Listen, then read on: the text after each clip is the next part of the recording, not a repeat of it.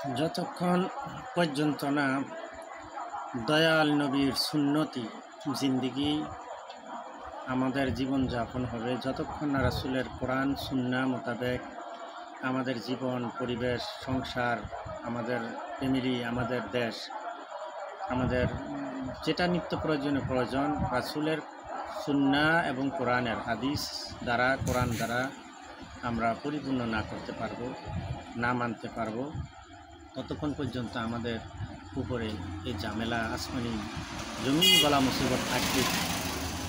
যতই আমরা ভালো খাই, ভালো চলি, কারণ আল্লাহ পাক বলছেন যে হুজুর সাল্লাল্লাহু আলাইহি সাল্লামের মধ্যে রয়েছে তোমাদের জন্য উত্তম আদর্শ।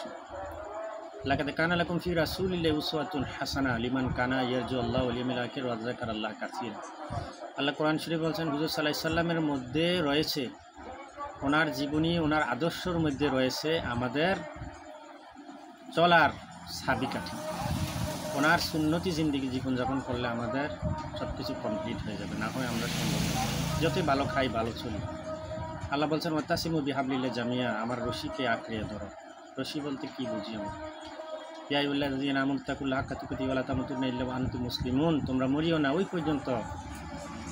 আল্লাহ পাক বলছেন তোমরা আমাকে ভয় করো, যথাযথ ভয় করো, মরিও না ওই পর্যন্ত যতক্ষণ না তোমরা পরিপূর্ণ মুসলমান হতে পারো।